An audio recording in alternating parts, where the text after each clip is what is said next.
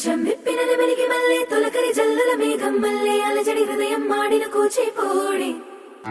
రంగుల దిద్దిన బొమ్మకు మళ్ళీ కవితలు వద్దిన పుస్తకమల్లే సంతోషంలో ముద్దుగా ఈ అమ్మాడి ఆరారు ఋతువుల అందం ఒకటిగా కలిపి వింతలు ఏడు పక్కకు జరిపే కొత్తగా పుంతలు తొక్కెను ఈ అరవిందం అమ్మమ్మో తాండవమాడే కృష్ణుడి నుండి వేణువ గానం తీయగ పండి రాధకు ప్రాణం ఉప్పొంగే ఆనందం